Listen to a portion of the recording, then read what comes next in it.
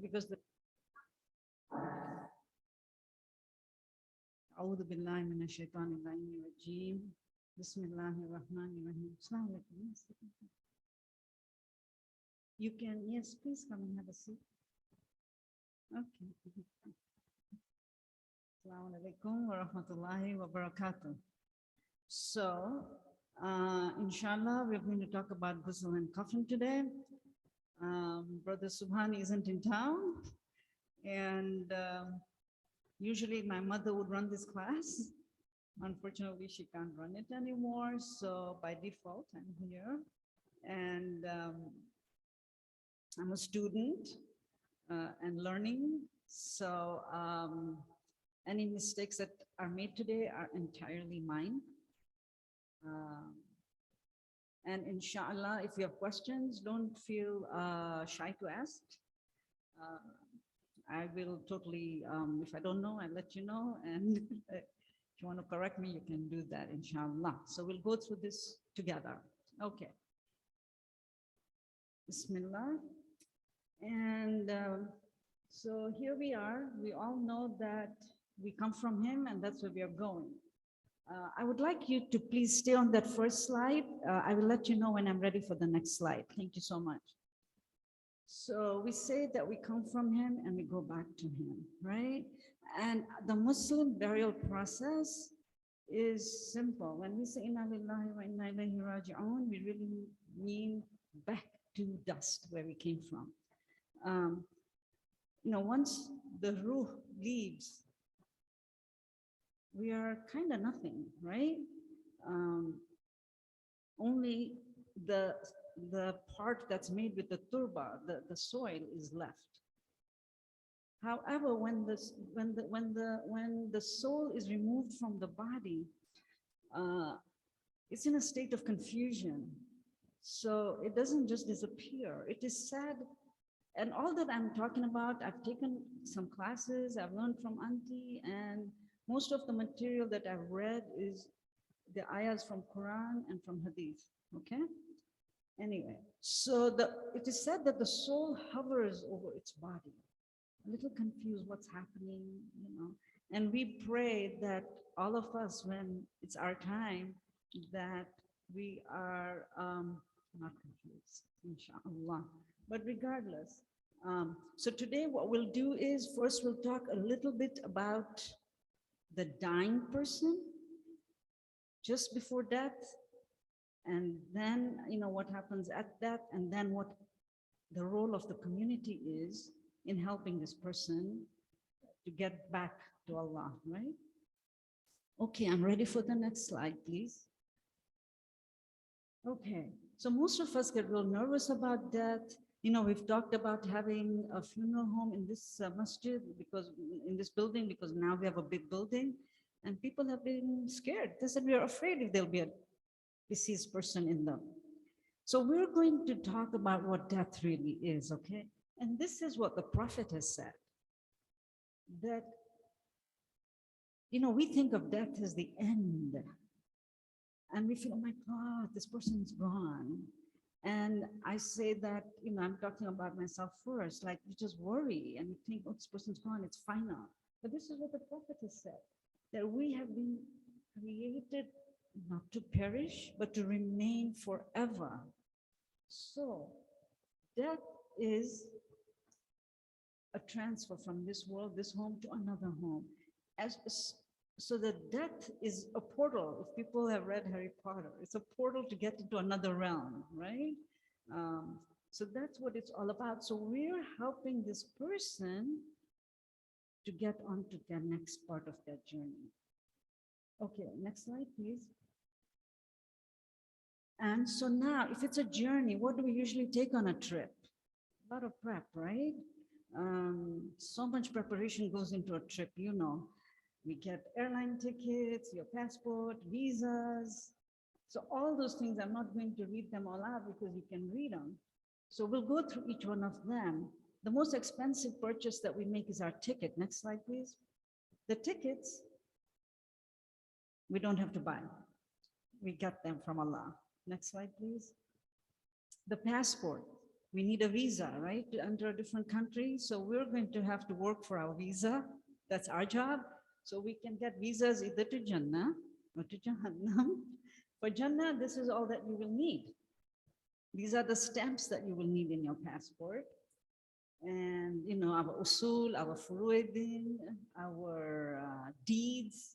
And I'm not going to list them all, but there they are. And then the other visa, next slide. Ready for the next slide, please? So here we don't have to worry too much. We'll get that visa automatically if we haven't worked for the first one. And inshallah, Allah uses His rahmah, not our deeds, to get us into Jannah. Because our deeds at the end of the day are just so paltry and small. So inshallah, we can hope that we will get rahmah from Him to grant us that first visa. Next slide, please. Okay, the clothes that we pack. Just one coffin. And this is again from the Prophet, peace be upon him and his family, that one of the qualities that purify the heart is to acquire a coffin. And I know many of us go to Iraq and buy those coffins. And that's wonderful. And then, thanks. But what did I do when I bought my coffin? I'm embarrassed to say it, but I'll say it. I bought my coffin in Iraq, came home, and you know, they say, put it in with your clothes, right? Don't put it in the basement, don't leave it in the suitcase. So yeah, it's with my clothes. Did I ever look inside? Did I ever look at the pieces? I never did, until many years later. And I was surprised what was inside. Okay, so we'll talk a little bit about how we need to check the coffin and actually prepare one, better to prepare one ourselves, okay? And I'll give you the dimensions, and don't worry about writing too much. All these slides, I'm going to the slides and a handout. I'm just going to email it because we all lose pieces of paper. I'm number one, losing papers. They're in my drawer and then I throw them out and I don't know that I did. So inshallah, so the coffin, and inshallah we all acquire one. Next slide, please. Okay. Our money for the next, for the country we're going to, right? And we need to get the correct currency, right? Our dollars won't work over there unless we put them to use here, inshallah. So these are all the currency that will be accepted over there, the good deeds we do. Of course, initially we have to purify ourselves. We have to do our wajibat, but then over and above, hopefully, our good deeds will work for us. And the biggest good deed would be a thawab jari, something that keeps on giving after we've left. And we hear about building a masjid, but you know, those are expensive things. Let's talk about simple things, teaching, right? Planting a tree, just a smile. So a lot of people here know Sawab Jari already, but anyway, something that keeps on giving. Next slide, please. Oh, I thought there was one missing, but okay, I'll just talk about it. Sawab Jari would include good offspring.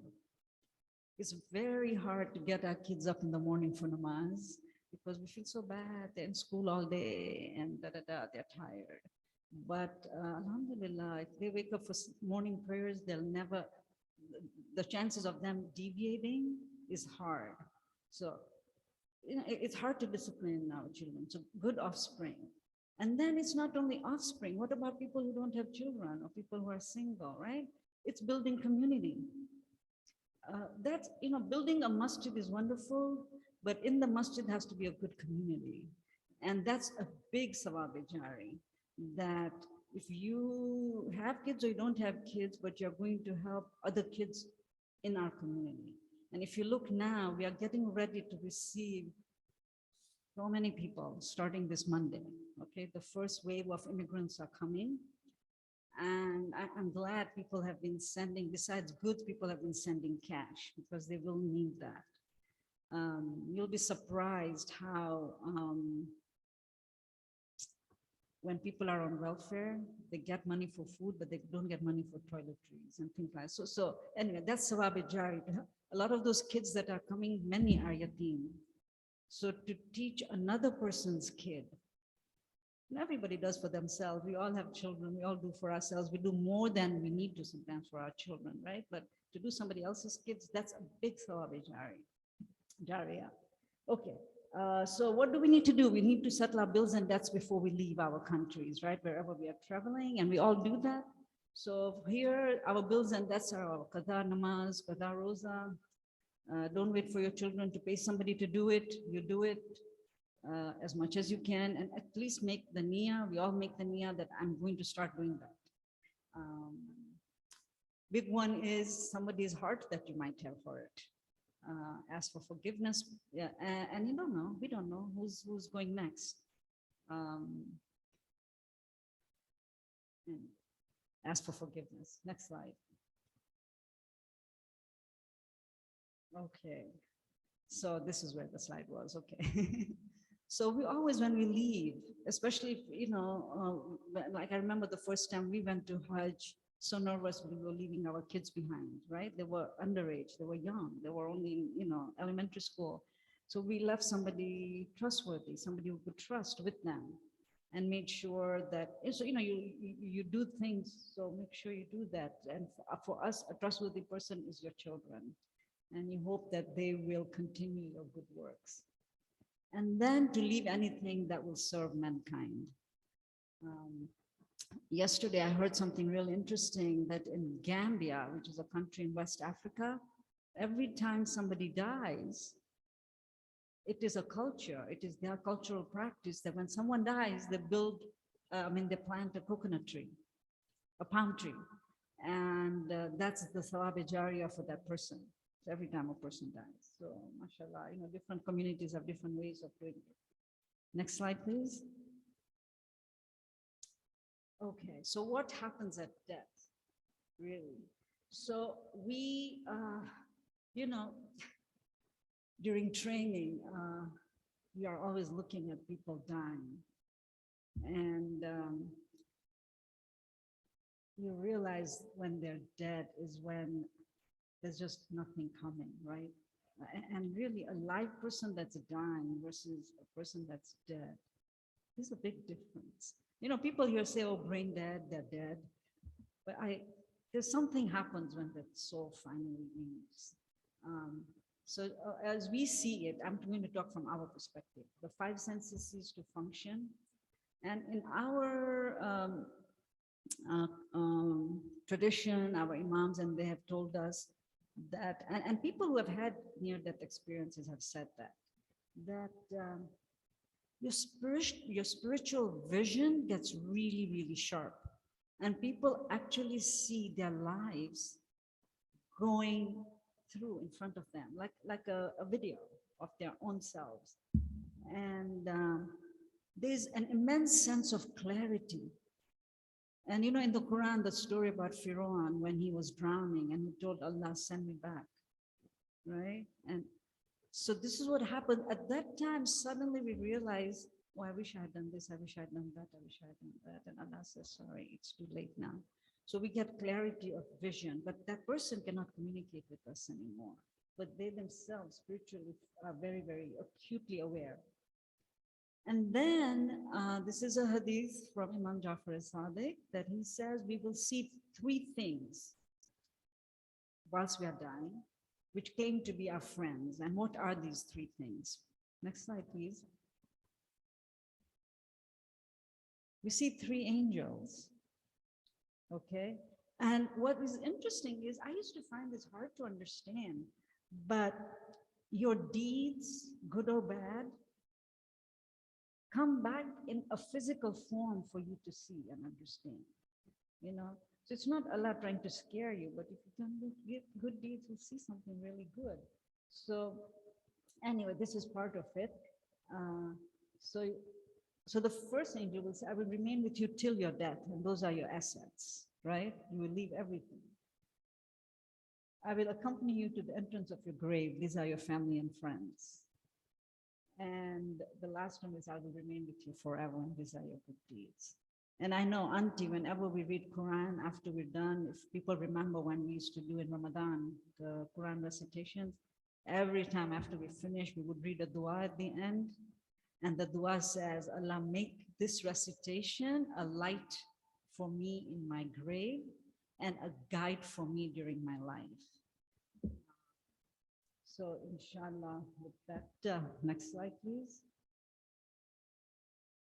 Okay, so let's go to the next slide again. So what are the recommended steps? So buying your coffin, buying your grave, or making arrangements for your grave. This is a certificate or a title that we give, our community gives whenever anybody has purchased a grave. We have a graveyard right now in Ravenna. We used to be closer there before, which has about 100 lots. And about 50, 60 are left. Well, maybe more. 5 are still left.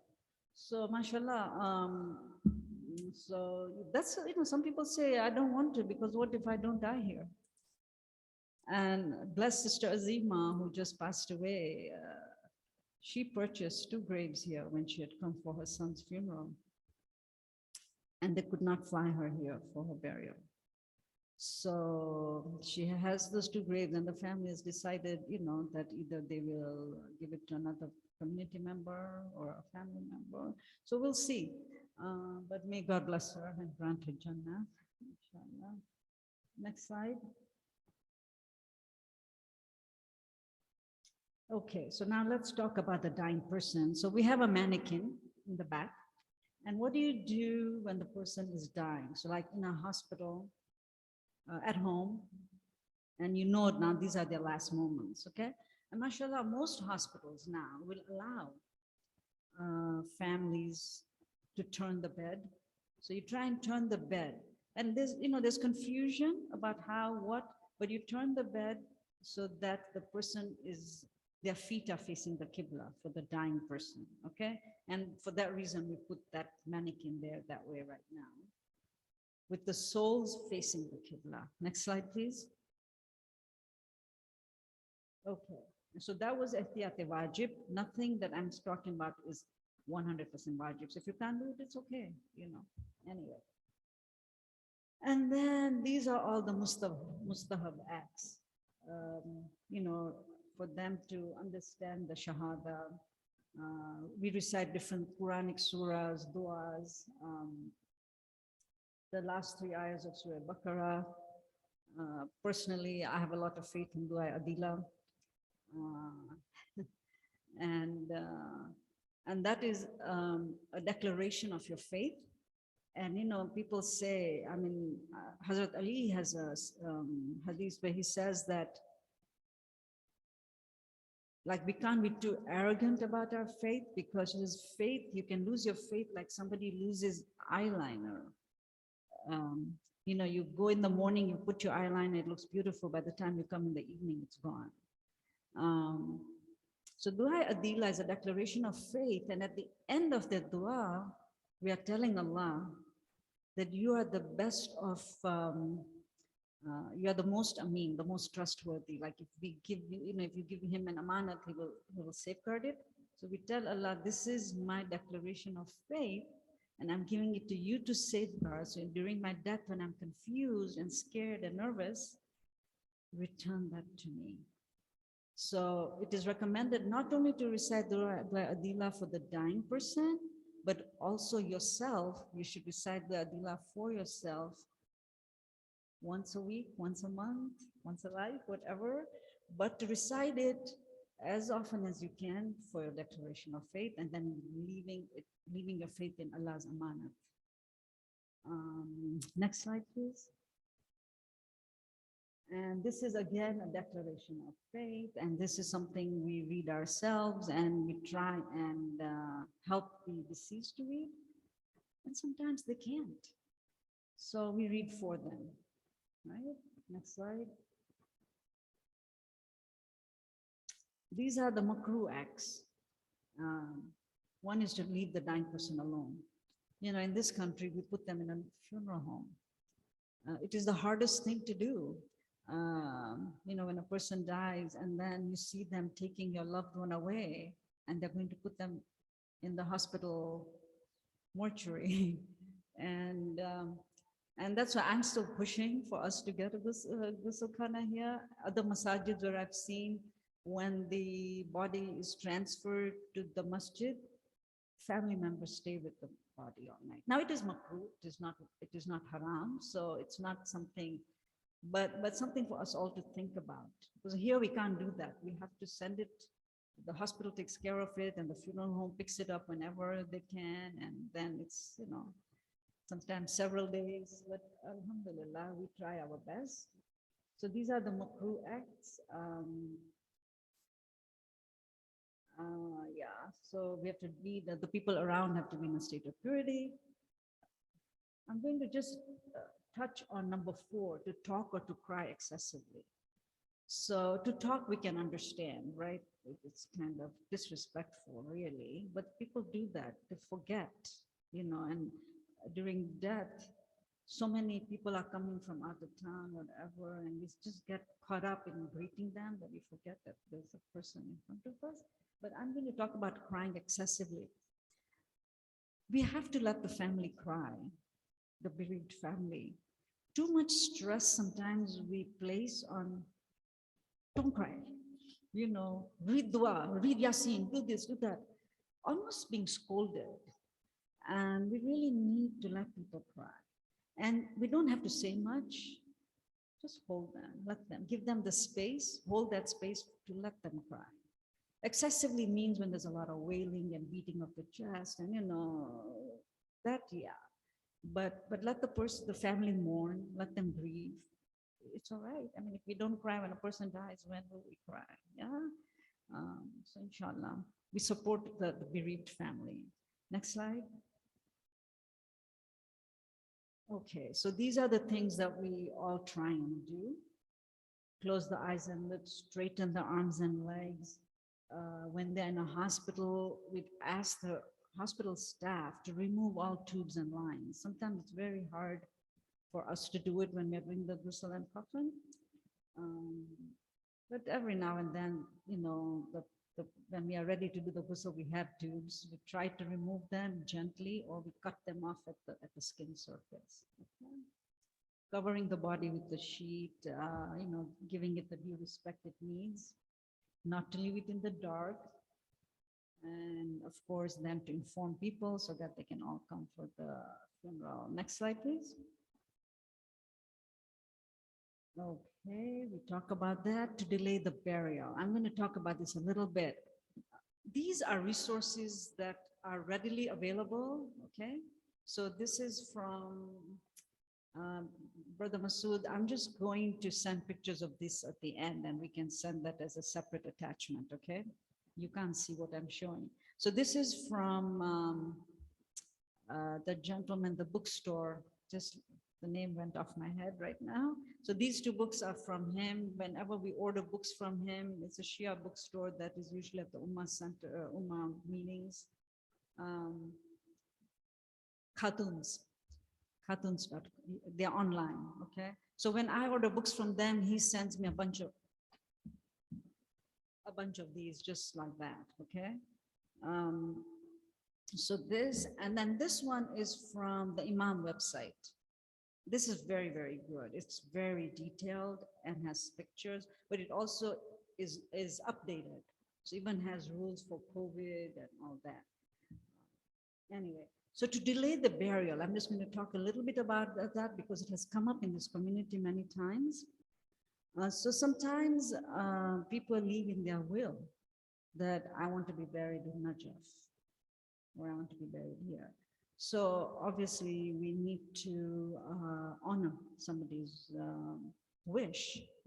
However, this is very interesting. And I just recently, during my research, when I was doing this, preparing for this class, I ended up asking this question to Maulana Rizvi in Canada, who's also the president of the Shia Council in the US, in North America, not yet, that this came up here, that when you send somebody's body overseas, our law here is that they cannot fly unless the organs are exenterated.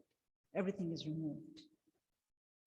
And so he said, in that case, you do not fulfill the wishes in the will, even if it is to fly. If they wanted it, but you shouldn't, because that's totally haram to do, and to inject the veins. But if it's not that and they can be sent just like that, then he said to delay the funeral is okay. And again, as you can see, it is makruh, it is not haram. So if somebody sometimes is alone and their family is all overseas, they want to be sent overseas. Our IMA have recommended that we get buried where we are.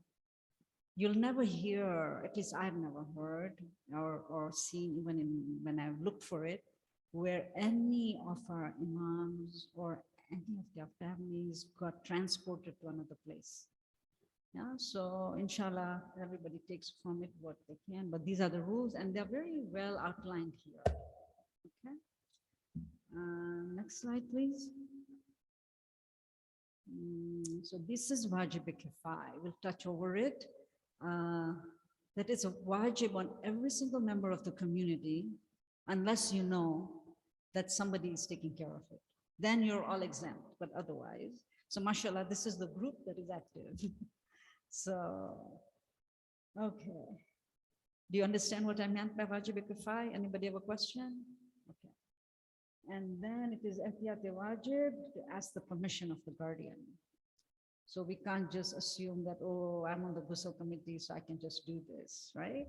So we usually not only ask the family, whoever is the guardian of that person, that, are we allowed to do this? And we usually also ask, because sometimes we have some of our ladies who want to observe, they're learning. So I'll always ask them that, do you mind if we have a few students watching? And we usually get permission to do that. Most families are trying to get as much sawab, as they can for their loved one. Next slide, please. Okay, so we talked about that already, wajib kifai. And this is a big thing, to do the ghusl. Really the person becomes dependent on us. If you look at the dua in Namaz-e-Shab, the little books that go around about Namaz-e-Shab, the last dua, it's really profound. It talks about Allah, have mercy on me when I'm laying on the table and they are giving me my ghusl, and when they're turning me. So basically we are just declaring our complete dependence. So the people who are willing to do this job, it's not an easy job, and you're not allowed to take money for it. The only the only reward is from Allah, right? And you don't see the reward, but that reward will come in a much better form. And Allah is not like us, we are very stingy. He gives. Okay, next slide, please.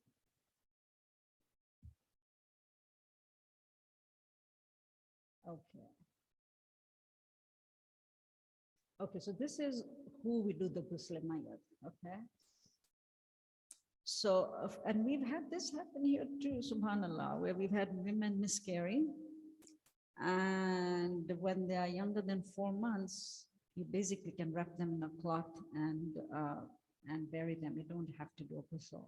But I was surprised that at 4 months, you're supposed to do the ghusl. Okay, so, okay.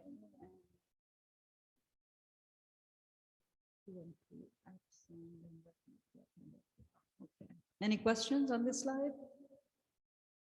In our graveyard, we have a separate section for children and miscarried children. Next slide, please. Yeah. Yeah. Yeah, it's the size of half a pound. He's right. MashaAllah.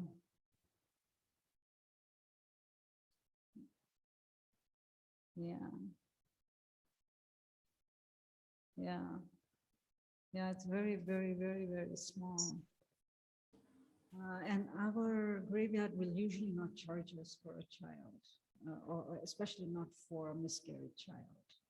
But yeah, the hospital usually asks whether you want it or they can, use it. Or so, alhamdulillah, at least a couple of the ladies here we've had when we've gone and buried them. Okay. Sorry? Can I give you the microphone, Brother Kareem?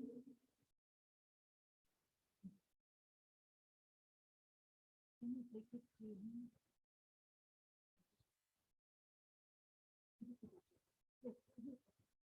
You got it. Thank you.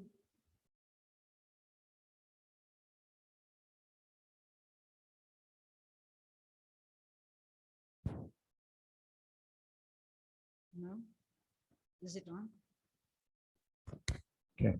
Salat al-Mayyit is not wajib for anyone. I'm not sure if it's going to be on the slide or next slide. Go ahead and say it. For yeah. someone who's under the age of 6 months, I think. I can't remember if it's on my slide or not, but thank you. No, please feel free to pipe in anytime. I'm learning. And the more you read, the less you know. You realize how little you know. But inshallah, we're all on a journey to learn more. Okay. And now this will talk about Ghusl, where we go next. So you want to remove any feet? No. Baby. For the, So a for the fetus- salat, for the salat, not For the the ghusl. salat, not the ghusl. So the ghusl, if they're up to 6 months old fetus, even if it's 6 months, anything that's over 6 months old, I think salat is wajib. We can double check, but any fetus that's under 6 months, you don't do. But you have to do ghusl if they're over 4 months. Over 4 months, yeah. Did you get that? Okay. All right. So now we are talking here now about a regular, an adult. Okay. The rest of the slides. Okay. So you want to remove all the najasat. You clean and wash thoroughly. No perfume. So what we do in our community, we've bless Auntie and Chacha. They've done this all their life. They have a suitcase.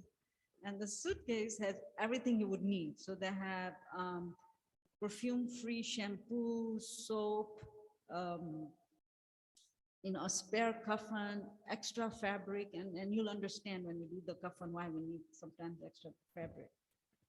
And then, okay, so, and then the camphor and all that stuff is in that suitcase. Okay, so now we'll continue. So remove the najasat, you use the non-perfume soap and shampoo. Do your ghusl like you do in your life, for any other ghusl. First the head and neck, then the right and then the left side. The funeral home where we do it, we have water with the hose, but for the 3 washings with the waters, we have to mix it in a bucket and then pour it with a jug. I've seen masajids which have their own ghusl khanas. What they have is they have tanks, and so then they can use the hose too. So it's very efficient, simple. Anyway, so and we are doing after that. After you remove all the najasat and everything, you do the 3 ghusls. Okay, next slide. And these are the 3. The first one is we do water with cedar leaf.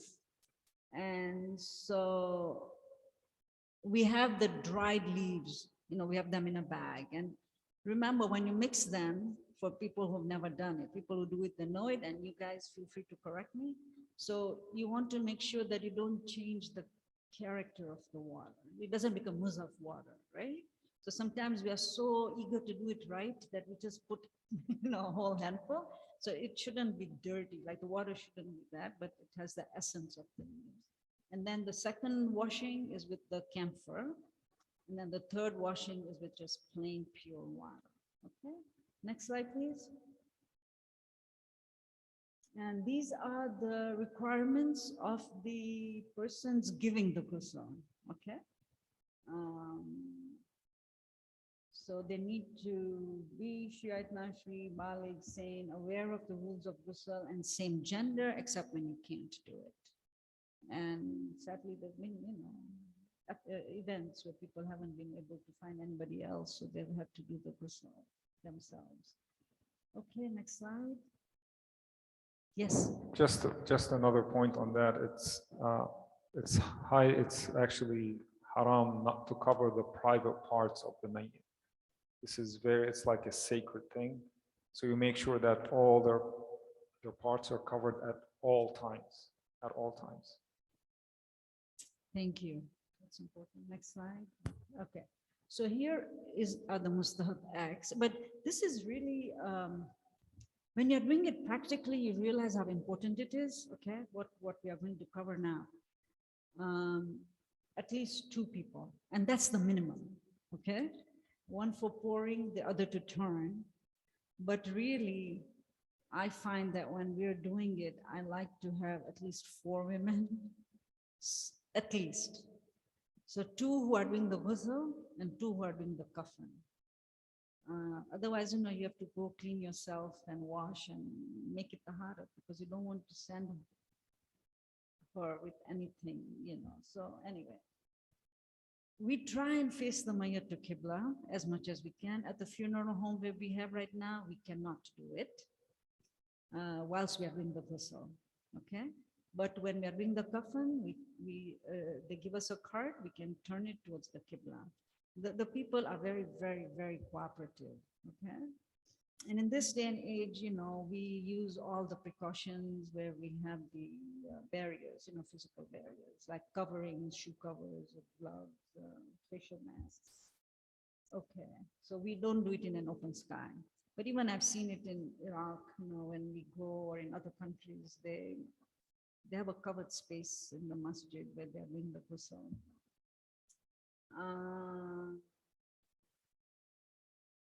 Yeah, people giving ghusl should stay on the right, ask for forgiveness of the mayyat and to do dua, and to dry the body after the 3 ghusls. And you're right, I should add this to the slide, that we need to cover the private parts, which we do. Yeah, don't want to leave that open ever. Auntie was very, very strict. I've seen in other places where they just cover exactly the private parts, just small towels. But Auntie would use a big long towel for the whole thing. During the washing, during the, she only removed it once she started doing the kafan. So yeah, you have to really respect it. And one teacher told me, pretend. So Auntie used to make us do this. When we get into the room, the mayyat is there just like this. So we stand around and we first do Surah Fatiha. Then we ask for forgiveness of the mayyat in case we make any mistakes. And then during that time, we make sure there's Quran recitation going on all the time. And each person has to either be doing surahs, istighfar, so that we are not doing idle talk, right? And so that's what is number 5, asking forgiveness for the mayyat. So you ask Allah to forgive them, and you ask the mayyat to forgive you for anything you've done wrong. Next slide, please. Okay, so Ghusl, the haram acts is here we are now. So we went over the mustahab, makruh, recommended, and this is haram. So looking at the private parts, they should always, always, always be conditioned, and to speak about the condition of the deceased. That is super important. You can't be leaving and going home and telling your family, oh my God, it was so bad. Oh my, it was so good. We don't talk at all about the physical condition of the mayyat at all. You go to your grave with that. And it's haram. So, all right, next slide, please. All right, this is an interesting one, which is hard for, it's hard for us to accept, but there are rules, right? If there's no water, what do you do? And mashallah, 3 tayammums. And this is how we do it. So, you strike the earth with your hands, but then, wipe it on their face and their hands. So, mashallah. Any questions from anybody? Have you ever had to do it with tayammum? No? You? No? Yeah. Alhamdulillah. You have? Okay. Once?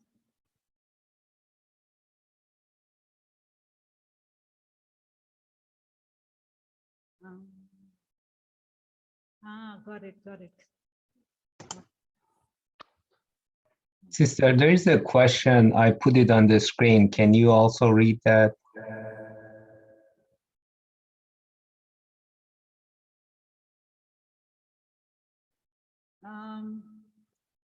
I'm meaning cemetery. I'm using graveyard and cemetery interchangeably. I didn't know that difference. So, yeah. So they're saying that cemetery, I really didn't know that difference, but I am using them interchangeably. Over here, we have a Muslim cemetery in a large, I guess you would call it a graveyard. Yeah. Okay. Thank you. Okay. 3 tayammums. Next slide. Okay. So the 3 things that we do are we do the ghusl, and after the ghusl we do the hunut, right? And this is what hunut is. We are using camphor. We powder it, and we apply it to the 7 parts of the body that are usually in sajda. Okay, and so that's easy to remember, right? And again, mustahab to apply to the nose, and it's mustahab to use also khaki shafa. So usually we mix the 2, the camphor and the khaki shafa really fine, and then we use that. Okay. Yeah.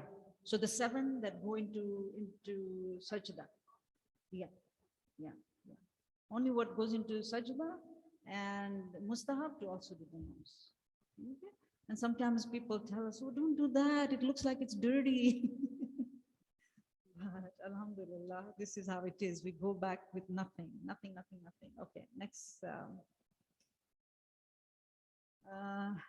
Okay, so to go into the coffin, okay, we can make it, it's really simple.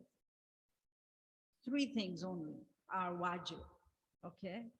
And to just, in lay terms, without you, a skirt, a shirt, and a cloak, okay? A skirt, a shirt, and a cover. And then the mustahab pieces are multiple. And then people decide what they want. It's just like in the ghusl, okay? The 3 ghusls are wajib, right? Now, in each ghusl, just like in the ghusl we do normally, let's say Jummah ghusl, okay? You can do the pouring once, or you can do it 3 times. So 3 times is mustahab. So we can decide whether we want to do only wajib things or we want to do mustahab things. And all our life we've been kind of lax on mustahab, haven't we? So I speak for me. So anyway.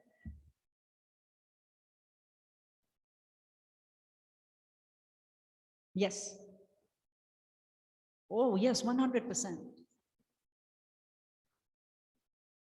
That's what I've read. That's what I've read. But also nowadays, even wasting cloth is not right. Right? Wasting time is not right. But I feel that we shortchange ourselves sometimes with mustahab. And to me, give it to me all. But you are right. If there's lack of water and if there's lack of time and you're in a hurry, yes, do only the wajib. So here are the mustahab pieces. And when we do the practical, you'll see them, but I'm going to go through them, okay? We want to use white unstitched cloth. It is, in some of the books, they say it is reprehensible to use any kind of stitching, to use a button, and and then people ask me how much cloth should we buy. So 11 yards, 90-inch wide. You can get it online. You can order it online, or you go to Joanne Fabrics and they'll order it for you. But really, just plain white cotton is the best way to do it. Next slide, please. Okay. So now the coffin part, okay? So these are the three wajib pieces, okay? The wraparound skirt, navel to knee. Interestingly, it is mustahab just to feet. So frankly, I want the whole thing. And you can see the whole thing covers you from shoulder to the feet. Whereas look at the wajib. And so you have to be careful when you buy the coffin, you get just the three pieces. And also some are high quality, but some are really thin. So you don't want your fabric to be see-through. Okay. Next slide. Again, the shirt can, it is, you want to cover from the shoulders, just like a regular shirt or a kameez, right? Shoulder to the upper half of the legs. But, mustahab is to go all the way to the feet. So really, when we cut our own and you do the mustahab, you end up with a lot of long sheets. And the ones we buy, ready-made, but like Auntie and Chacha, the ones we've had, we buy from the masjid in Toronto. And the ladies over there cut their own. And then we get it from those ladies. So, but anyway, so this is the mustahab. Next. Okay, the overall wrap. Okay. So you can see how large it is. And people who have been to a funeral, you know how it covers them completely, including the face, and then we tie the top and the bottom. Okay. Next slide. Okay, now these are the mustahab pieces, okay? So the wajib were the skirt, the shirt, the cover. The skirt can be short or long, and the shirt can be short or long, and the cover is just the one size, okay? The mustahab pieces are ones that cover the private parts. And so you can see for the men, it's just the one. For the women, there are two private parts, and it should be all around. When I actually opened mine, for the private parts, they only had like a handkerchief. Okay, so inshallah, we can all go home, look at our coffins, and then go and make it the way you want it. Okay, next slide. Okay, now this, again, a lot of communities don't do it anymore. I brought it today so that we'll do it, and I'll show you how, but we don't have to do it. So these are what I call pants. Or sweatpants, okay, you can call them, that we also put on. This is mustahab. And the reason I'm not making it light, but I just want people to remember. Sometimes when we actually doing it, we get a little nervous and anxious. Sometimes when we look for volunteers, they're scared because they think they don't know and they don't remember. And you're right, it's hard to remember. So we use easy terminology, inshallah. Next slide.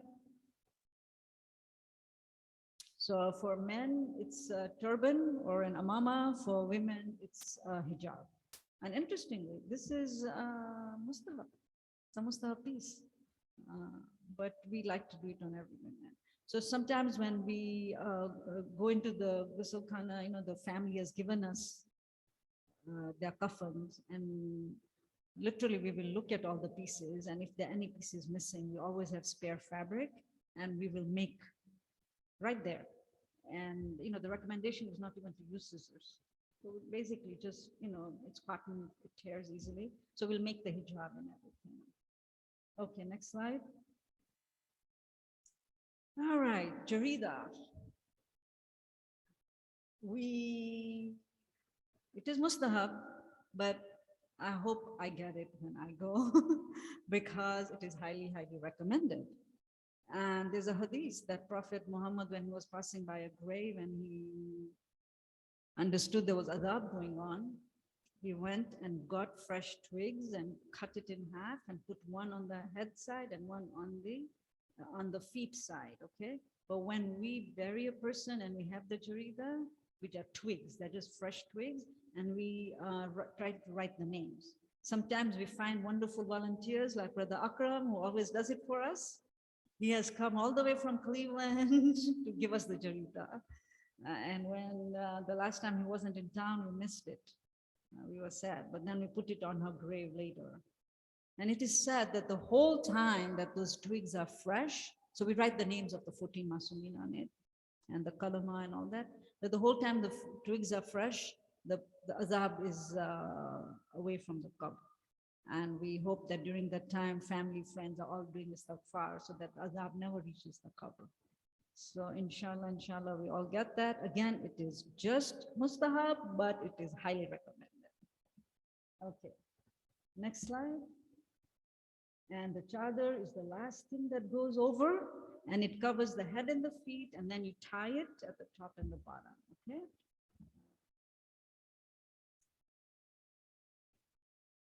Okay, this is a big thing. This is your sawab jari, right? Every ghusl that you've done and every kafan that you wrap somebody in or help somebody, it is up until the day of Qiyamah that you're getting the sawab for it. So inshallah, we all can do that. I worry because now, in the past, it was very easy.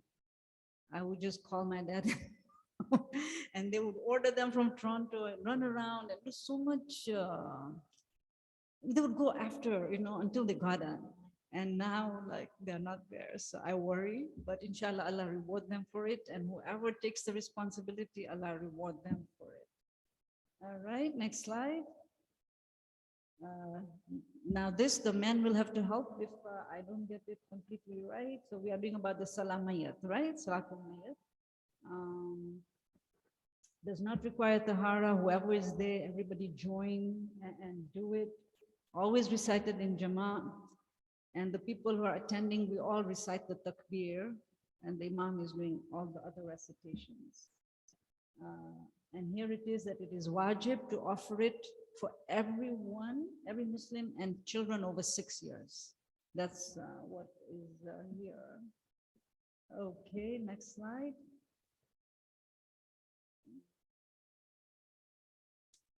So yeah, no adhan for it. And you hear it when you're in Mecca, I think, in Mecca and Medina, they always, as-salah, as-salah, like after. And I always like to be doing that, because over here, we don't get to be in the namaz too often, but over there, almost every time you're there, they have the salah, janazah, and they do it after the tawaf. So it says highly recommended to be in the salat al-jamaat for a mayyat and pray for them. So yeah, not in your shoes if you can help it, but sometimes we do it in the winter at the cemetery, and we do it anyway. Question? Do you want to put it on the microphone? They're asking about what does tahara mean? Okay. So without tahara. So if you're not in wudu, it's okay. You can join the namaz. Wudu. So you don't have to do You wudu. don't have to do wudu. Hopefully you're not there. You should not be in the janazah really. If you need wajib ghusl.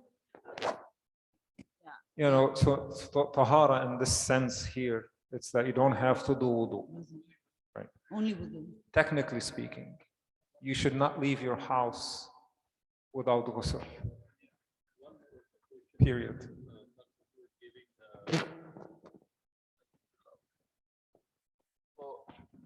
Once you are giving the ghusl to the mayyat, you are najis basically. Yes. So do you have to take the ghusl and then go to the salat, or you can join the salat? Go ahead.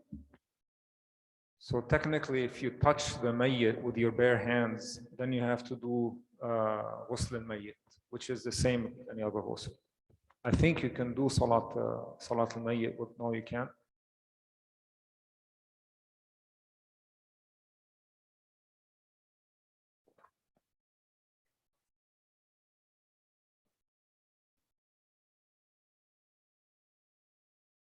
But they're asking if somebody touches the mayyit, can they do Salat al-Mayyit also without ghusl, or they have to do ghusl and then do? I think you can without ghusl, but we can Yeah. make sure about that. So, This just, so if you're wearing gloves, then you're fine. You Yeah. don't have to do ghusl, right? Yeah. If you're wearing gloves and you have not, and you touch the Right. mayyit, you're good, you're okay. You Right, don't have to, right. you're not najis, right? right. But if you do it with your bare hands, then you'd have to do ghusl of mayyit, ghusl al-mayyit. So, Clear? Yeah.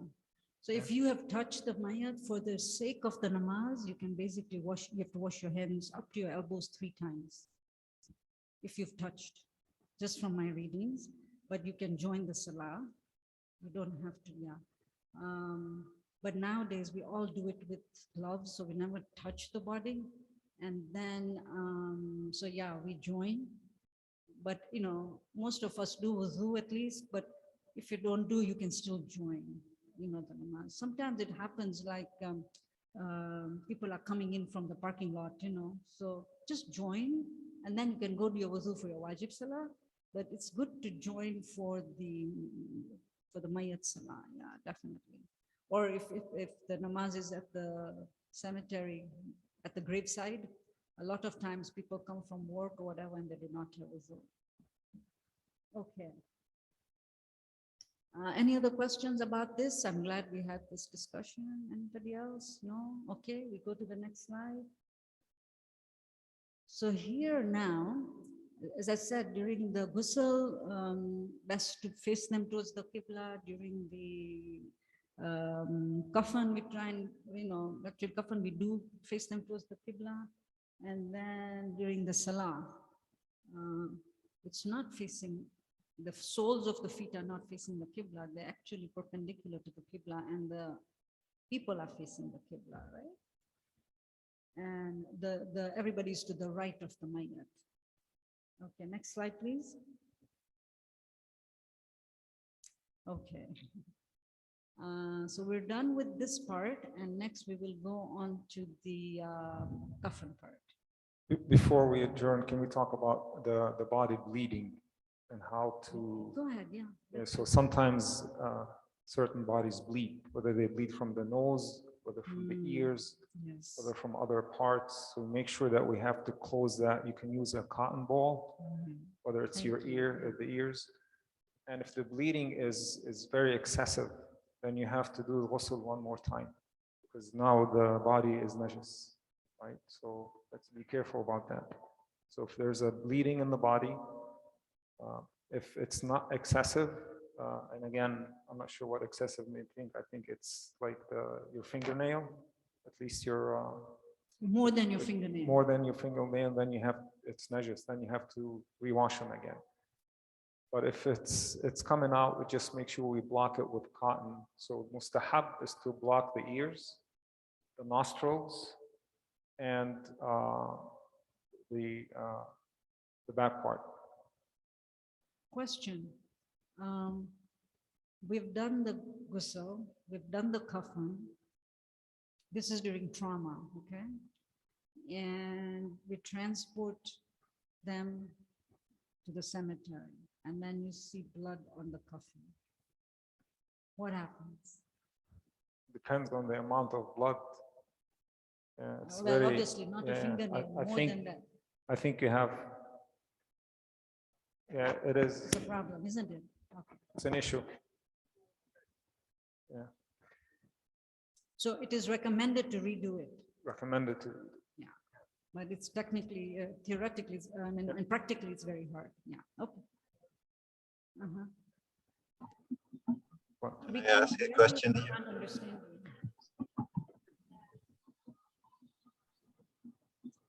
I have a question here. Can I ask? Just, I think there's some asking question in the audience. Yeah, I wanted to ask. This is Karab Sayed. So you have to, Can you hear it? One second, the online question, or can you hold your question for a minute? There's somebody in the audience here questioning. Should just give us a couple of minutes. Please, go ahead. Yes. yeah, that's what he was just saying. Yeah. Okay. Go ahead. We are ready for the online question. I wanted to ask the same question. If you see blood on the coffin when you reach cemetery, then can you just do a tayammum because it might be hard to take the body back to the washing ghusl area. So can you just do tayammum for that? Or Yeah, you can do tayammum, but also you have to cut the piece of the cloth that has blood on it. yeah, okay. It's a thank real you. problem. The Yeah, it recommended, is. Brother Karab, the recommendation is that you redo the coffin, but Yeah, you're at the cemetery, everybody's yeah, there, we have to transport them all the way back, and there's no guarantee that the yeah, bleeding will stop. yeah, So, and then that's when we do, and it has happened sadly, so that's why I actually wanted us to talk about it. So we try and cut it if we can, but sometimes you can't. yeah, Yeah, sometimes you can.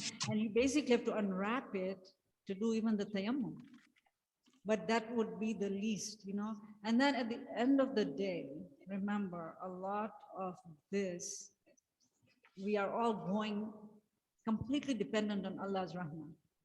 We've done our best. And some things we humanly can't do. And then we hope that Allah forgives. And yeah, I know Allah will forgive. The problem is us humans won't forgive. Right? Especially in cases of trauma, it's hard. Multiple trauma, you know, there's bleeding, there are broken bones, we try our best. And so usually, you know, I think Allah, the Aima, they're gentler than we are to ourselves or to each other. So yeah, as Brother Karim said, we try our best. Yes.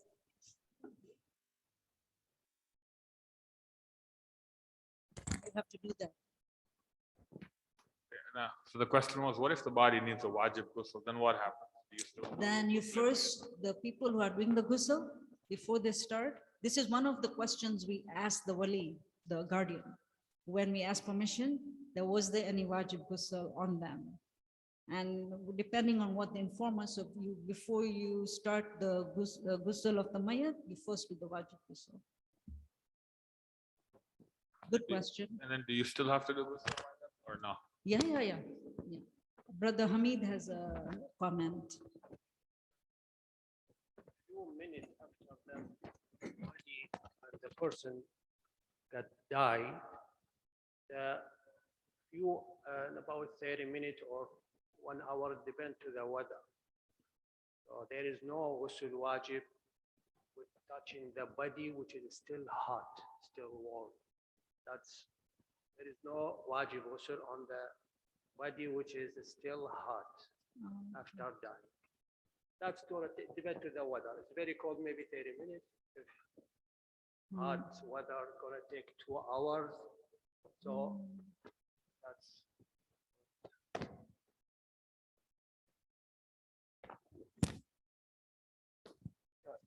There was a question, there was actually a very good concern that Brother Atabas asked, like, why would the body be bleeding and not, why would the blood not clot in the body?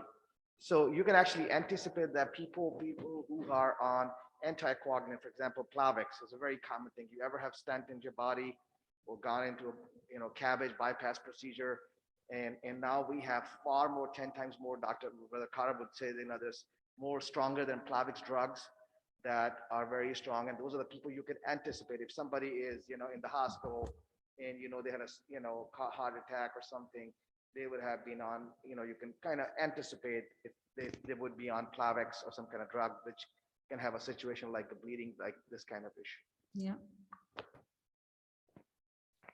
Okay, any more questions?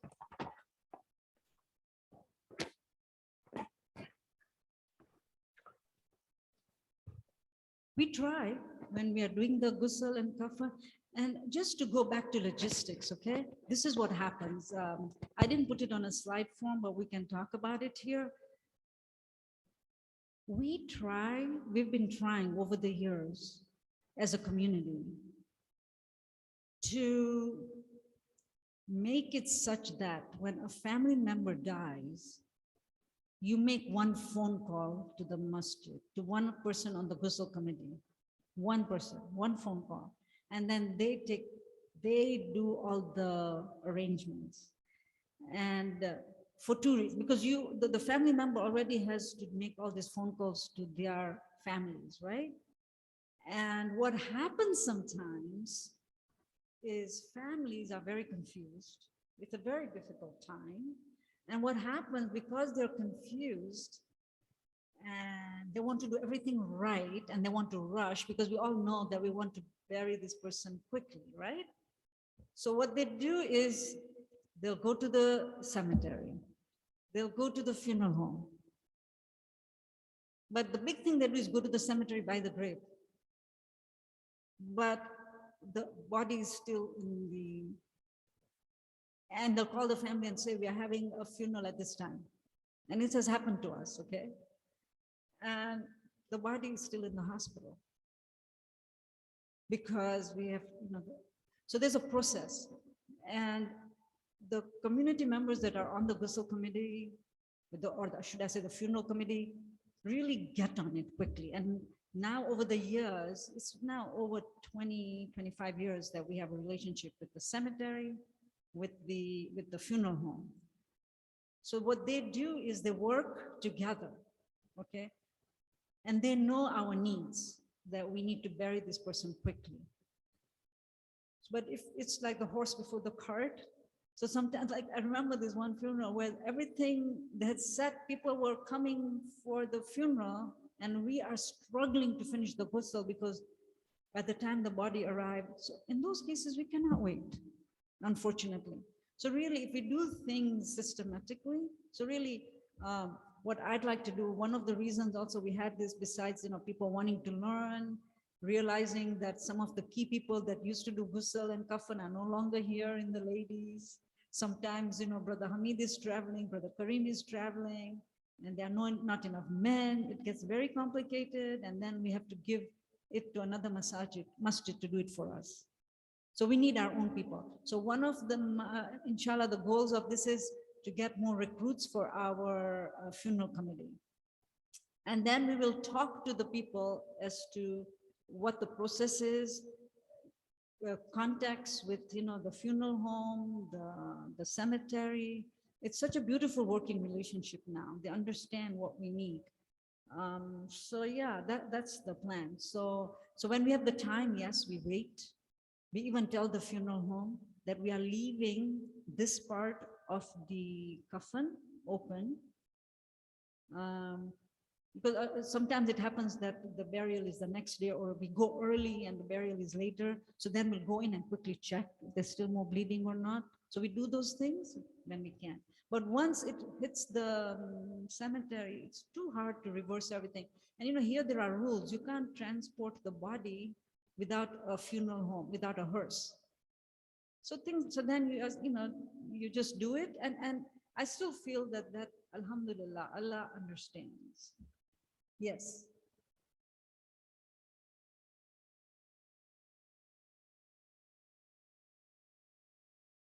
Yes.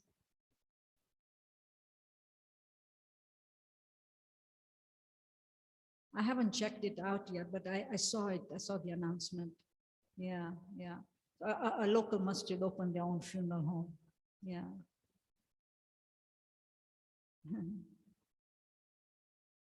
Inshallah, I think the plan is for us to have our own funeral home, inshallah. Because I have a lot of people approach me and they're willing to donate money. Yes, there to is money open for up. it. Yeah, so But we have to have the collective will. inshallah.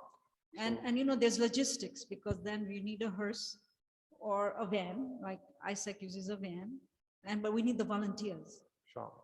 In the middle of the night, you go get the body from the hospital. And then in the middle of the night, you bring it, and the Ghusl committee is ready to jump in. So we need dedicated volunteers.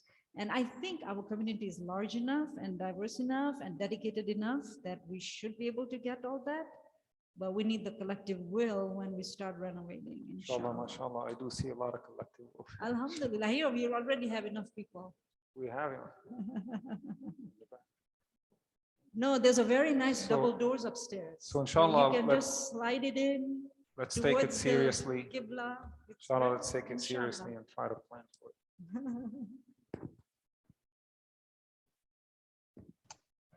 Actually, that was a great news that of Al Umri Mosque that they able, and what I want to tell you is that it's not an easy job. There are tremendous amount of regulations, the state and city that you have to go through. So, I mean, we're looking at many years before we can get that because we have, also project upstairs to remodel, but I'm all for it, alhamdulillah. But the point immediately is that we need to have a conversation, a liaison with Al Umri Mosque. For example, the point you said in the presentation, it's makruh to leave the dead body alone. So if my loved one dies, I just don't want to leave them in the freezer of the hospital or the freezer of the of a funeral home that is closed at night. So we want to have a liaison with these mosques that they would allow us to that in the nighttime, we can spend as much time as possible, like in back home. Like people will come, different sets of people come, they'll recite Marcia all night long. They'll come at 3 o'clock, they're with the body reciting different Quran and Nohas and Marcias. That kind of like here, it's all bodies are left for many, many days in the freezers before the arrangements are final, people flying from out of town, all that kind of stuff. So it's very important to have that liaison. But anyway, one more thing that I want to tell point is that what I've heard is like my friend from even that we have never seen here is that people, my friend told me in Kuwait, so because you guys are Arab, that they actually, their tradition is on the first night of when they're burial, they actually stay very late in the cemetery. They don't leave the body in the first night, like we bury here and we run away, within minutes, like not even wait for the Maghrib prayers to the Maghrib time. A lot of couple of funerals that I've attended in Avon Cemetery, people are like within 15 minutes, everybody's gone. So I don't know, that's something is also that we had to think about and says, if our community member dies, how can we spend a little bit of time there, not leave him alone, in the Vashat of Qabr. Thank you.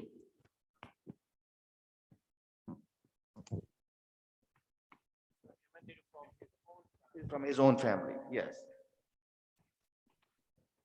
A member of his family stay with him after the people leave the cemetery and do some Quran. That's very, very important. Not wajib, but highly recommended. So usually, yeah, that's the recommendation, he's right. So what, brother, I don't know if everybody heard the question, that he was saying that we leave the mayat. And so usually everybody does, yes, they come back to the masjid. The plan is that everybody reads Quran and then we feed the family, which we don't always do over here. And I would like to see that happen because it's a very confusing time for the family. And like, the last funeral we had and yesterday we had the Grand Khani, the family is new in town. And it was, the community became their support. But if we don't have a system in place, when they're new people, we don't feel that, maybe we don't feel that relationship with them. But if we do it constantly, then we will do it for everybody, regardless of whether we conceive them as our own people or somebody from, outside. So it's a good thing. And then, so when the rest of the people come to the masjid, then we recite and whatever and feed the family because they haven't slept since the person died or haven't eaten well, right? But some family members will stay back at the grave and do recitations. That's typically how it's done. Okay. Yes. Are we going to touch up on laying the body to rest? But what is the procedure also? Go ahead. I wasn't going to, but please, Bismillah. Brother Hamid, so when you put the body into the grave. Yeah, I didn't go beyond. Yeah, do you want us to, or maybe after we're done with the demonstrations, maybe we can go through that part? I think so because we are running pretty late. Ya Allah. Yeah. I think it's a very good one. If you take 5 minutes, just do it. Sister, just one thing about the ghusl, that question that was asked, I checked on Ayatollah Sistani's website. I put it in chat as well. It is visible on the screen. Ghusl is not necessary. Even if you need to do that, your Salat al-Mayyit is correct. It says even if you have stolen clothes with you and you perform the Salat, that's still okay. Alhamdulillah. Thank you for picking it up for us. Perfect. Appreciate it. Yeah. Okay, you want to quickly talk about that and then we'll go do the demonstration. Yeah, and so Brother Hamid, correct me, when we put the body into the grave, like what is the procedure? Do we open up their face? Their head has to be a certain Facing the the Qibla, Qibla. and they Right, are so on you- their right side. Exactly. So you put them down, right? Their head should be their face to the Qibla. It's preferable to have sajda underneath their Right. cheek. Put a sajda underneath their cheek.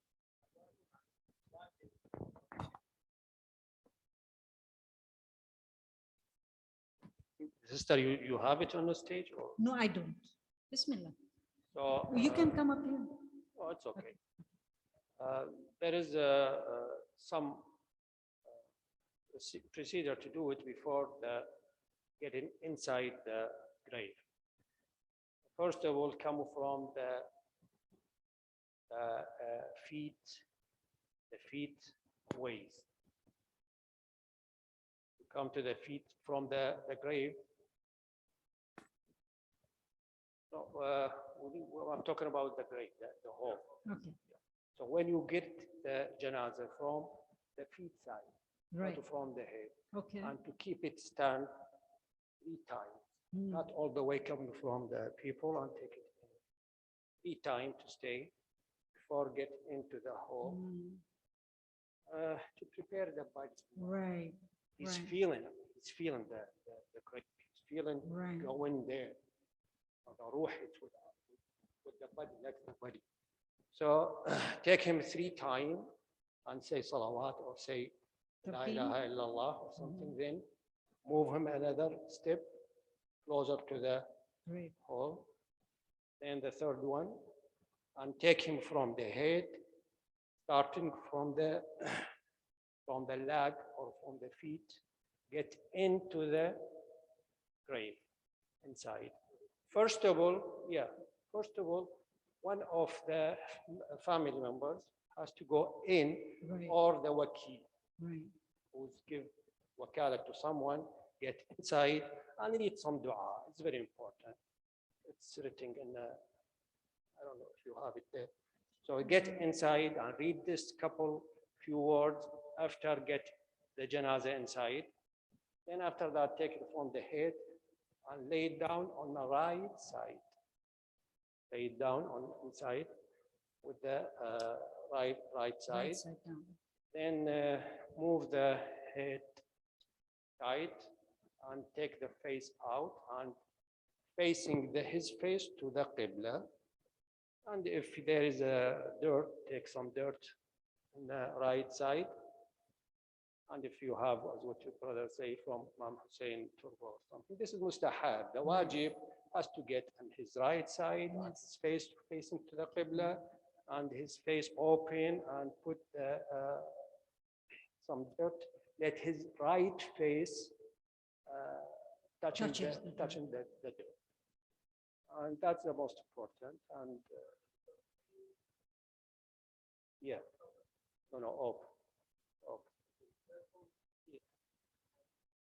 Both. Both, yes, yes. Yeah.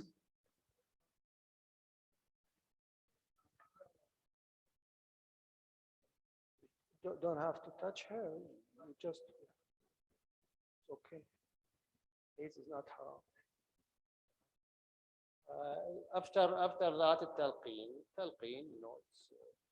written from Shahadat Allah ilaha illallah Muhammadan Rasulullah and the rest of the Imma, and to do all this. And there is extended one and there's short one. So it depends who gonna read it. And then when you put the dirt. Yeah. No, just talqeen. And when you do, no, he's inside down. Talqeen stay on the top. Yeah.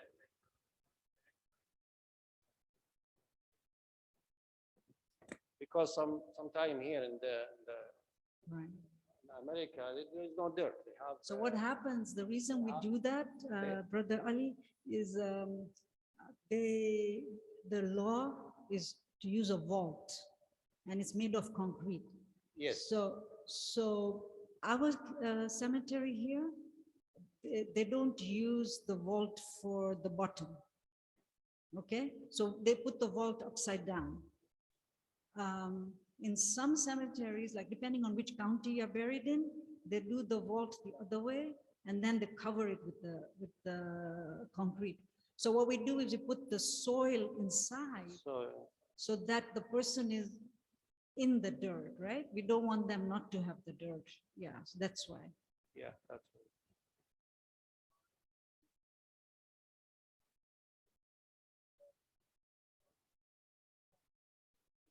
Yes, they have special bags they buy because there is no soil where they get it. It is. Doesn't matter. Doesn't matter. Yeah. Our grave, our cemetery, because we've done it for so many years and they now understand our rules, they know, they understand that we are going back to the earth. And nowadays, because people want to be earth friendly, people have no problems understanding. So that same soil, you know, they keep it on the side of the grave for us. And then, correct me if I'm wrong, when we start, you know, it is recommended that when people put the soil into the grave, the family, the near relatives should not be doing that. The outsiders do it. The near family members move away when the dirt is being thrown on the grave. It's mustahab for everyone to put some Yeah, this dirt is, on this and use his hand also. it is by mustahab for the everybody else, but different not side, for the family not members. this side. There's too many things, you know. Yeah. Use a hand like this, which is recommended, not like this. Any And, other questions? And you know, the questions, more questions will come up when we do our demonstration. So I think we should wrap up. It's kind of, we are losing time. لا خلاص هذا هو. finish, and, yeah. إن شاء الله then they do تلقين after تلقين put the Okay. dirt Yeah, and everybody around. It's mustahab to put the nail soil. down the dirt and they leave and at the first night, you know, the sadaqah, it's very, very important. Yes. Yani, mostly they do Salat al-Wahsha, we call it. Yes. Salat al-Wahsha recommended after the sadaqah. Sadaqah is very, very important Thank at the you. first night. And that's it. That's most important. There's Have a some- lot to talk about. Also, I have the kafur and the sidr if Thank somebody you. would like Thank to you. see it, Yes. and the kafan also. Brother. Excuse me, Brother Hamid, regarding the talqeen, excuse me. I have a question regarding the talqeen. I think you should shake the body when you do the talqeen before even you put the soil inside. You put some soil on the right side of the head, but you should shake the body when you do talqeen. You say, I mean, you mention the name of the person, right? Yes, you're right, sister. The talqeen after deafening, you know, there's many different talqeen. One, if you would like to do it on a salat time, when you do the salat mayyit, you do talqeen also, that's also mustahab, and shake the body, yes, put your hand. It's recommended also, but all this, sister, mustahab. Mustahab, it's many different Many steps. opinion, many steps, but the most important to do talqeen after you put it inside the grave. So at that point, if you be able to get down and to do it, and you put yourself against the qibla, that's, you know, very difficult to do it here, especially. So Thank you, sister. in Akron, in Ravenna, they allow us to go in, like in other, I do yeah, it all the they time. go in and they can, you know, the wali can receive the body inside. But in other cemeteries, they don't allow it. They actually have a belt that takes the body down. Yeah. Yeah, بالدفن yes, yes, yes. على In الجوانب، Canada, لا، they're not yeah. allowed. They have a belt and the body goes down. I know. Just one clarification. When people are putting dirt into the grave, try to put it on the side, not throw it on the body itself. This is very important, just to have respect for the body. Right, right. You don't, so you get some and just put it on the dirt.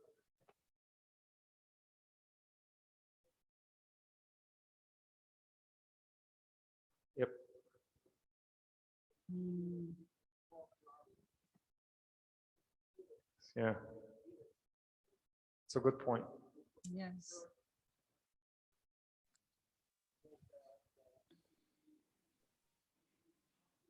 The gasket. We cannot hear you, Brother Hamid. Can you say it again, please? We cannot hear you. No, he's saying that the body is very sensitive. That's why we should not be talking loud, number one. We should be very careful when we lay some soil into the grave. It should be on the side so it doesn't harm the body, because they are very sensitive. And they, our riwayat said that they can feel it, and they can feel it 100 more times than when they're alive. So we have to be very respectful, very sensitive to the actual body itself, to the physical body. So when you're putting dirt, you don't just throw it on the body itself. You put it on the side of the body, by the grave itself, outside the gasket. And I think we have a couple of questions here. With the sadaqah, does it really make a difference how you do it? Or is there like, can you put it like, is it monetary, or does it have to be like an animal or something? Sadaqah, flus, what's the type of sadaqah? Any sadaqah, any sadaqah, yeah, any sadaqah. Any word about the mustahab of putting a stone on the tongue, like a keek or something? I've seen that a lot of, in my country back home, they put How a lot, about we do that all the during- Shias, they put a stone on the tongue. Brother Faizi, there's a lot of Muslim things. How about we do that when you're doing your rapping? When you're doing your demonstration, we can talk about all the things. There's a lot of things that can go inside the coffin. So let's do that then. I want people to get chance to do the practical, inshallah. Thank you, everybody. Thank you for pitching in. Thank you, Brother Masood. And we will start. Is it okay if they watch whilst you? Yeah. Okay. Yeah. All right, that'll be great. Are we doing the demonstration now? Yes. Yeah, okay, We are the ladies, we are going to go on the other side. okay, We are doing our own. okay. And then I don't think you guys will be shown on the screen. That's okay. Do you still want us to keep the microphone on for the audience or they're leaving? Brother Masood, are you leaving? Or you want to keep the camera on? He's leaving the camera on. Is he? Okay. Okay. Haji, do you have one? Brother Karim, my computer is just freezing at this point, but what did you say? Sorry, I didn't hear you. Do you want us to keep the microphone on and speak through the microphone, or? It really depends what we want to do. If we want to, We're demonstrating how to present watch this the for the actual audience on the Zoom, we Yeah. need to keep the microphone on. But the problem with that is that's gonna be disturbing for the ladies section.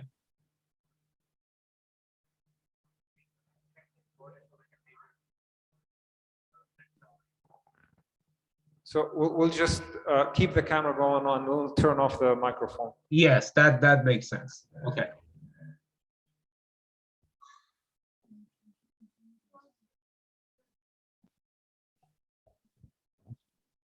Ne biçim dediğin